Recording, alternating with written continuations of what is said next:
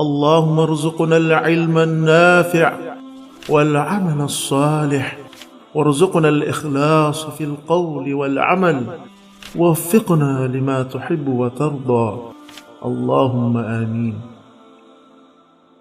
Maraming bersyon ang mga tao tungkol sa Antikristo. Ang tinutukoy naman nila na Antikristo ay ang Papa sa Roma na Omen 666 tayo mismo nanonood sa programang ito ay Antikristo rin.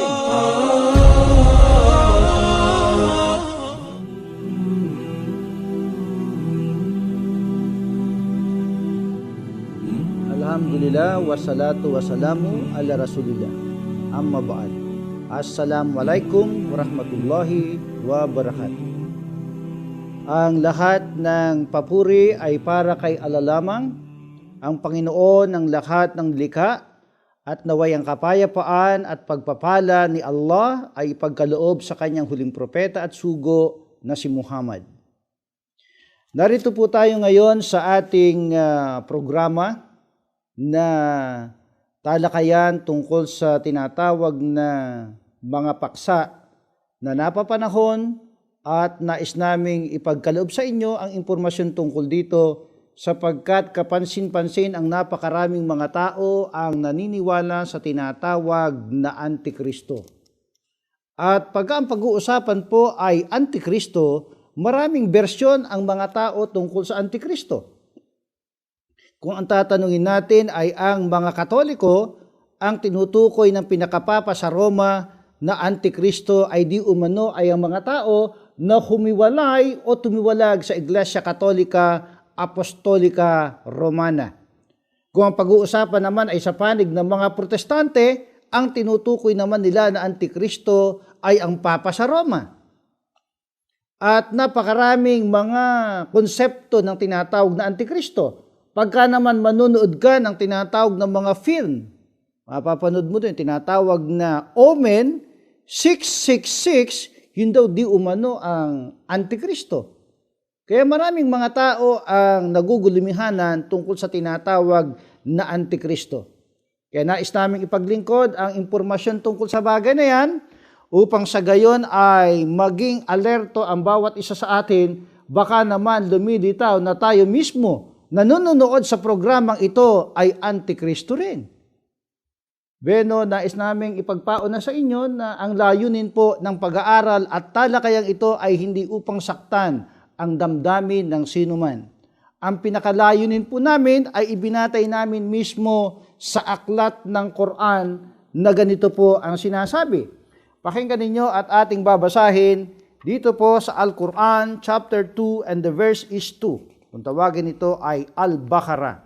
Pakinggan po ninyo sa talatang 2. This is the book, the Quran, whereof there is no doubt, a guidance to those who are the pious believers of Islamic monotheism, who fear Allah much, abstain from all kinds of sins and evil deeds, which is forbidden, and love Allah much, perform all kinds of good deeds which He has ordained.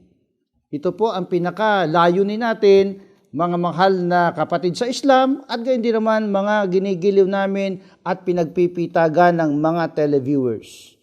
Sapagkat lahat ng tao, lalo na yung mga Pilipino, mga kababayan natin, talaga namang nakikilalang mga relihiyoso. Kaya sa pagiging relihiyoso ay nasa iba't ibang pangkati ng relihiyon. Merong mga nasa relihiyong Islam, merong mga nasa relihiyong Kristyanismo, at ang nakararami nga po ay mga Katoliko. Idagdag pa riyan ang iba't ibang sekta sa Pilipinas na kilalang kilala ang tinatawag na Iglesia ni Cristo. O kaya naman ay Seventh-day Adventist, mga born again, at iba't iba pang mga sekta at pangkatin ng relihiyon. Kaya naman ang pinakalayunin po ng ating talakayan ay para sa gayon ay maintindihan natin ang kalooban ni Allah Subhanahu wa Ta'ala. At ang pinakalayunin pa ay makarating tayo doon sa tinatawag na paraiso. Sapagkat yan ang pinakalundo ng ating hangarin, kaya tayo ay nagre-relihiyon. Hindi po ba? Kaya basahin natin ang pahayag mismo dito sa Al-Maidah, sa chapter 5, and the verse is 120. Ganito po ang sinasabi. To Allah belongs the dominion of the heavens and the earth and all that is therein, and He is able to do all things. Basahin pa natin sa talatang 119. Allah will say, this is a day on which the truthful will profit from their truth. Theirs are gardens under which rivers flow. They shall abide therein forever. Allah is pleased with them, and they with Him. That is the great success. Ito po, pinakalayunin ng lahat ng nagre-relihiyon. Ang makarating sa tinatawag na paraiso. Kaya may sinasabi nga silang, paradise lost, paradise regained. Di ba?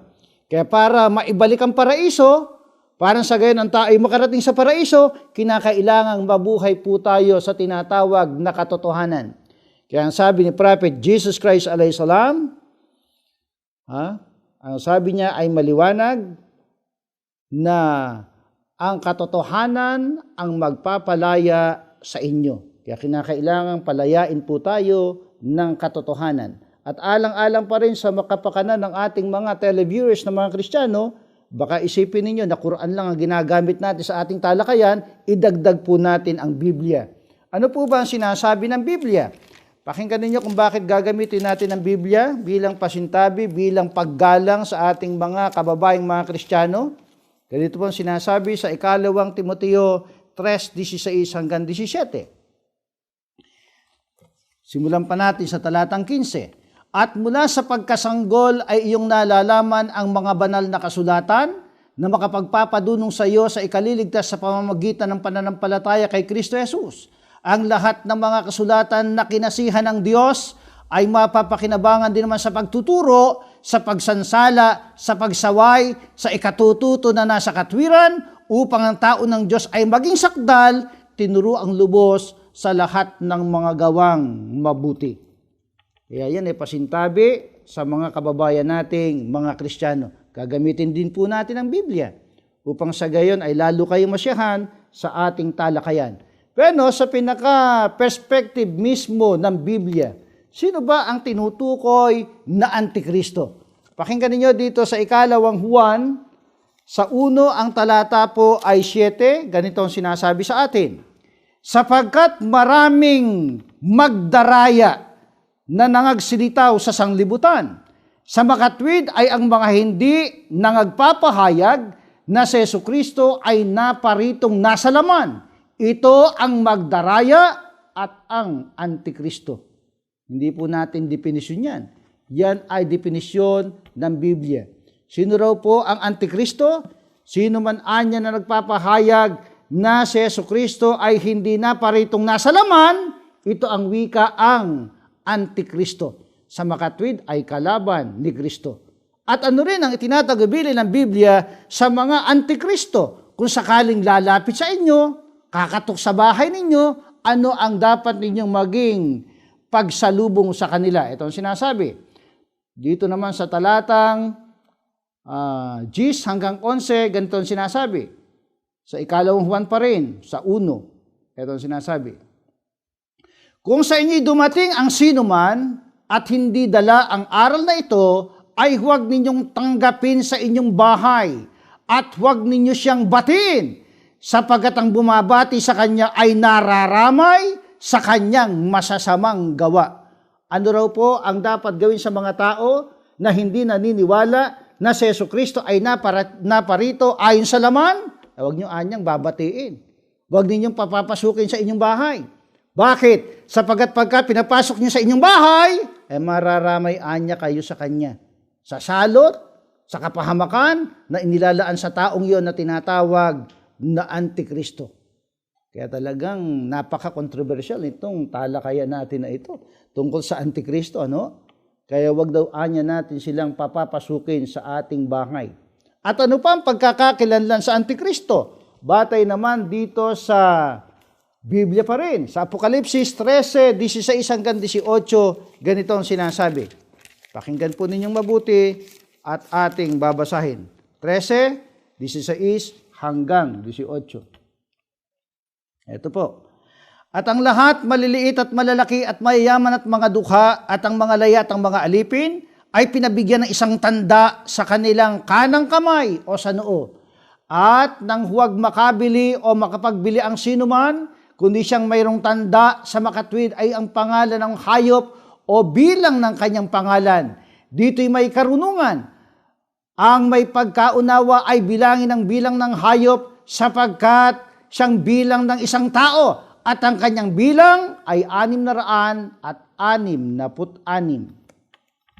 Ganito pa ang pahayag sa tinatawag na Antikristo. May bilang na 666. Ay dyan meron tayong, makaka-relate tayo dyan doon sa tinatawag na 666. Kaya mga nanonood ng pelikula, ang nalalaman nila na tinatawag na Antikristo, yung Omen, 666. Marami na kayong mga pelikulang napanood, mga bersyon, ng tinatawag na Omen or 666. Yun isang pinakikilala ng Biblia na tinatawag na Antikristo. Kaya bilangin anya ang bilang ng ito anya'y tao May bilang ang kanyang pangalan. Ito'y titulo ng isang tao. Nakasulat doon sa kanyang pinakatsara, Vicarius Filii Dei. Ang ibig sabihin sa English, Vicar of the Son of God. Okay? Kahalili ng anak ng Diyos. Sino ba may tsara sa ulo na nakalagay, Vicarius Filii Dei? Walang iba kundi yung Papa sa Roma. Kaya na sinasabi ng mga Protestante. Kapag ang pag-uusapan ng mga pastor protestante nagsabi na Antikristo, binabanggit nila yung Papa sa Roma. Pagka naman Papa sa Roma nagsabi, ang binabanggit naman niya ng mga Antikristo, mga taong tumiwalag sa Iglesia Katolika Apostolika Romana.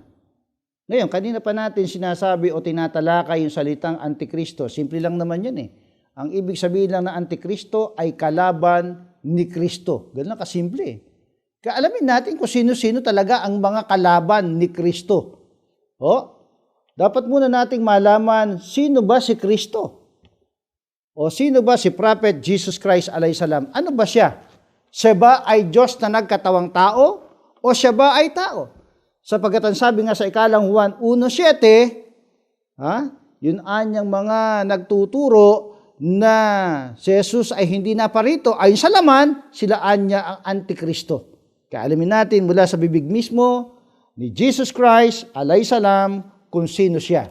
Pakinggan ninyo at kanyang ipauunawa sa atin ng kanyang sarili kung ano ang kanyang kalikasan. Sa Juan 8, ang talata po ay 40, ganito ang kanyang nililinaw sa bawat isa sa atin. Datapat ngayon pinagsisikapan ninyo akong patayin sa tao na taong sa inyo'y nagsaysay ng katotohanan na aking narinig sa Diyos. Ito'y hindi ginawa ni Abraham. Ano po ang pagpapakilala mismo ni Jesus Christ patungkol sa kanyang sarili?